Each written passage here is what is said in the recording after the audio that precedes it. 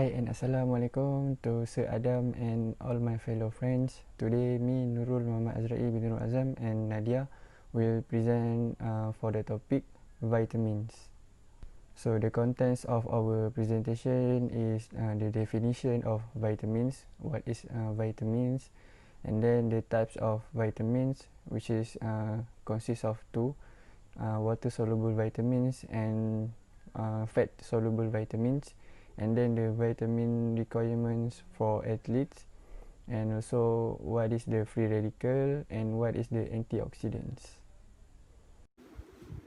So, what is vitamins? Vitamins is essential organic substance and it is produce no energy but facilitate energy that produce chemical reaction. And third, cannot be synthesized in the body in sufficient quantity. And fourth, if absent from a diet, it will produce deficiency signs and symptoms. There are 7 major functions of vitamin. First is energy metabolic pathways. Second is homocysteine metabolism. Third, red blood cell formation. Fourth, collagen formation. 5, antioxidant activities. 6, blood clotting. And this last one is vision. There are 2 types and roles of vitamin. It is water soluble and fat soluble. Water soluble will explain more by my friend Azra'i, and I will explain fat soluble. So I will explain in general. For water soluble, it is by hydrophilic, that is dissolved in water, generally readily excreted, function as coenzyme, participate in energy metabolism. 50 to 90% of B vitamins are observed, and marginal deficiency more common. So fat soluble lipophilic, is dissolved in organic solvent, not readily excreted, can cause toxicity, observed along with fat, concern for people with fat malabsorption, and lastly transported like fat in chylomicrons, VLDL and LDL. And I will take for the next slide, which is the types and functions of water soluble vitamin. So the water soluble vitamin consists of 9 vitamins, which is 8 from the B vitamins and 1 is the vitamin C. So I will start from the B1 first. The B1 vitamin is also known as thiamine. So the function, the thiamine aids in carbohydrate use and nervous function. So the sources that we can get for the thiamine is pork products, the liver, whole grain foods and legumes. So the next is the B2, also known as the riboflavin. So it aids in metabolism of carbohydrates, protein and fats. So the sources that we can get for the riboflavin is milk, eggs, meat, whole grains, dark green vegetables. So the next is the B3, which is known as niacin. So it aids in metabolism. So the sources that we can get for the niacin is poultry, meat, fish, whole grains and nuts. So the next vitamin is B6, also known as pyridoxine. So it aids in metabolism of carbohydrates, proteins and fats. So the sources that we can get for the pyridoxine is meat, poultry, fish, whole grain foods and green vegetables. So next vitamin is B12, which is the cobalamin. So it maintains healthy nervous system and red blood cells. So the sources is meat, fish, poultry, eggs, milk and cheese. So the next is the B5 vitamin, is also known as pantothenic acid. It aids in metabolism also. The sources is organ meats, poultry, fish, eggs and grains. This is the B9, also known as folic acid or folate. So it aids in formation of red blood cells and protein.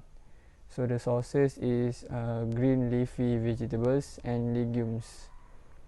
So the next is the B7, which is biotin.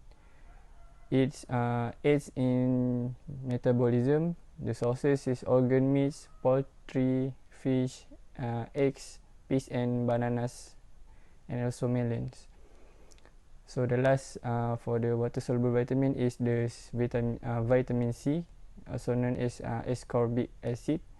So the vitamin C aids in bone, teeth, and skin formation, also resistant to infection and iron uptake. So the sources of vitamin C is the citrus fruits, green vegetables, melons, potatoes, and tomatoes. For fat-soluble vitamins, it is from A, D, E, K. I will explain one by one from its good sources and main functions. So for A is liver, egg, cheese, milk, yellow, orange, and dark green vegetable and fruits. Maintains healthy skin, bones, teeth, and hair. Aids vision in dim light. That is their function. So for vitamin D, milk, eggs, liver, exposure of skin to sunlight. So for its function, maintains both bones and teeth, helps in the use of calcium and phosphorus. So for vitamin E, margarine, vegetable oils, wheat germ, whole grains, legumes, green and leafy vegetables. For its function, aids in maintenance of red blood cells, vitamin A, and fats. And the last one for vitamin K, green leafy vegetables, potatoes, liver, made by intestinal bacteria. And the function is aids in blood clotting. So we proceed to the next slide, which is the vitamin requirements for athletes. So there is three group of vitamin that important for athlete, which is the B vitamins, vitamin D, and also antioxidants vitamin. So the B vitamins, why it is important for athletes, because it is vital for releasing energy in the body. How they will help the releasing energy, they will aid the metabolism of carbohydrates, fats, and also proteins in our body. So the next is vitamin D. So the vitamin D help the body build and maintain healthy bones, teeth, and muscles. The vitamin D also help athletes maintain muscle mass and reduce the risk of injuries such as bone fractures. So the vitamin D is briefly the same function as the calcium.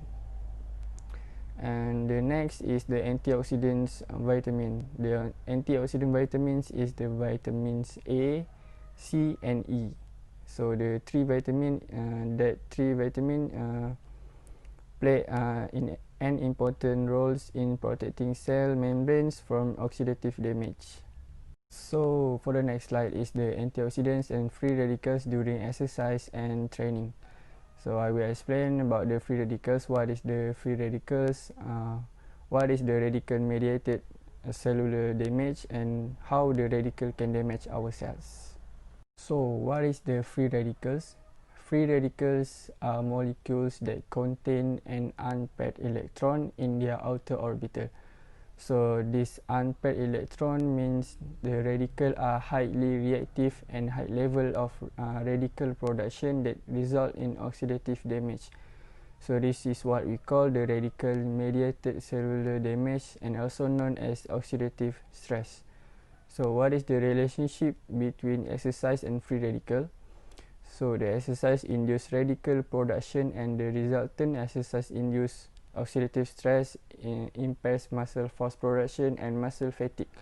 So this means when we doing exercise, the skeletal muscle is contract, and when our muscle is contract, it will produce the radical.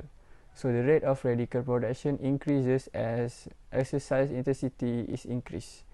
So when this happen, it will damage our cellular components, but our muscle fibers contain protective molecule called antioxidants.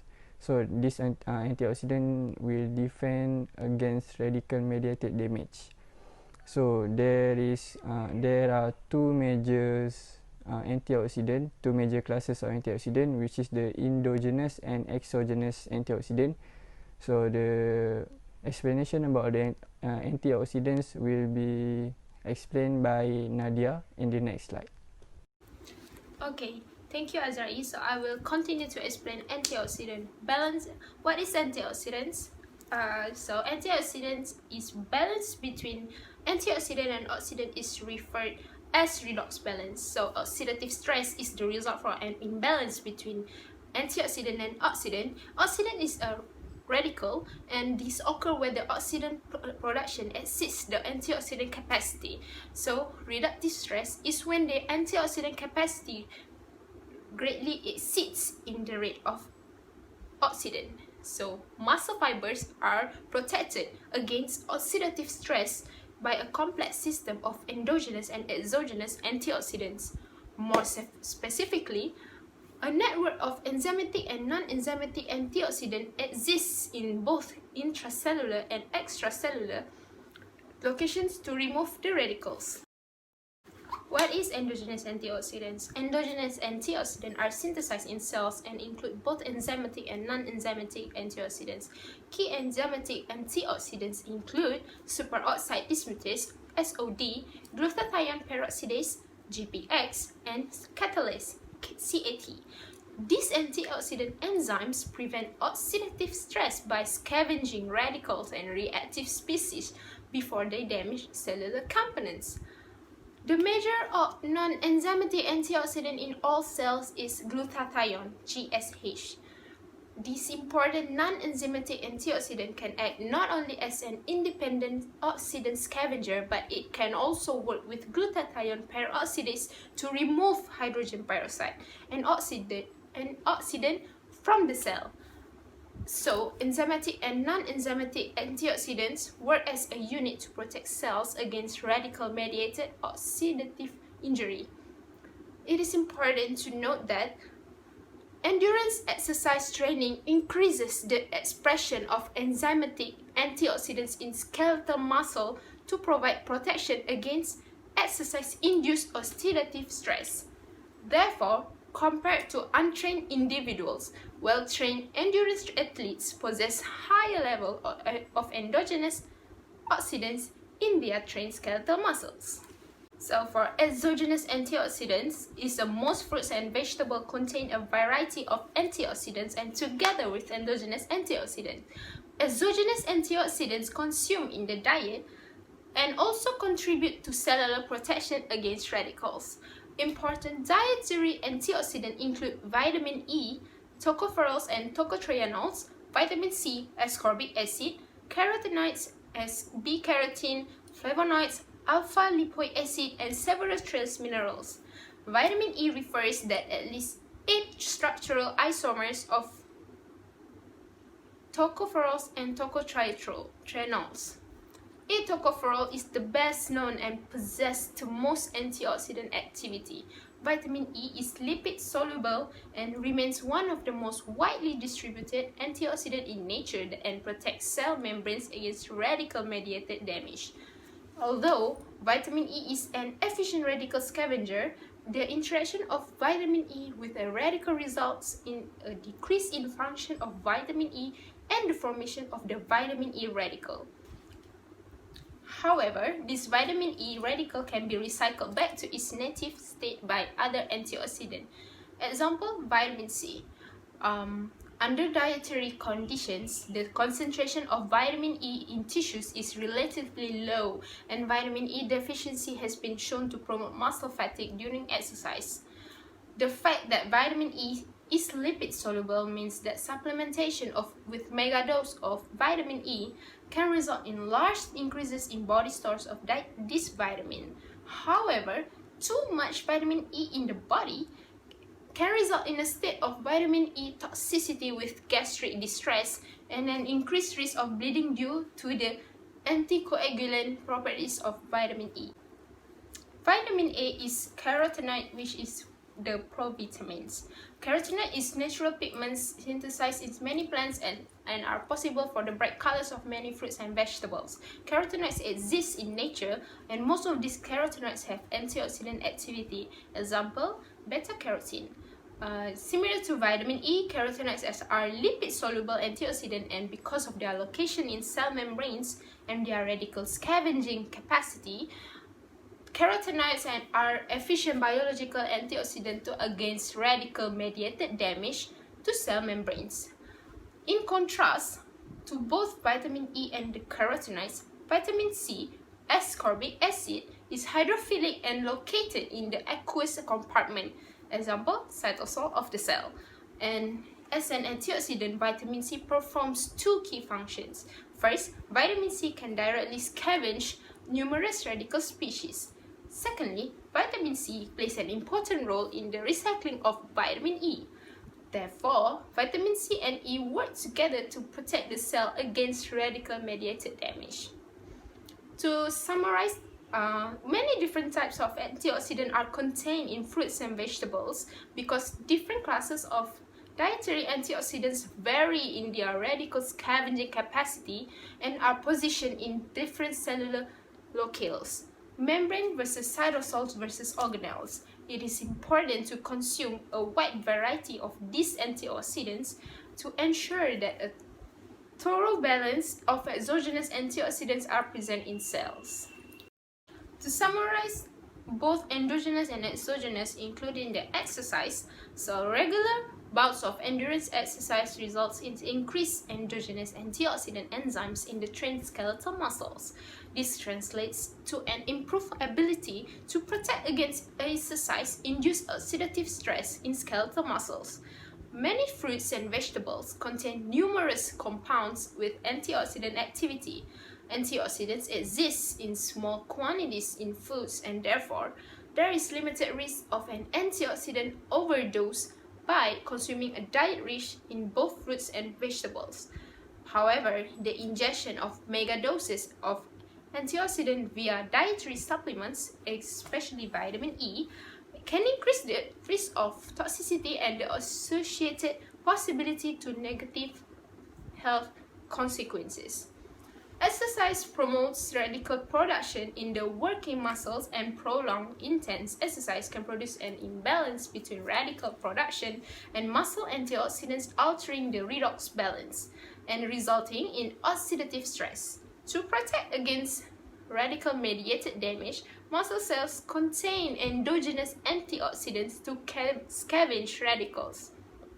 Moreover, exogenous antioxidants obtained in the diet cooperate with endogenous antioxidants to form a supportive network of cellular protection against radical-mediated oxidative stress. In regard to exogenous antioxidants, a varied diet of fruits and vegetables is a sensible means of obtaining a balance of exogenous antioxidants. In contrast, because of the negative consequences, consuming megadoses of antioxidants via supplement is not recommended. So, for this video, if you have any questions, you can ask me and Azrai in Google Classroom. Thank you, everyone.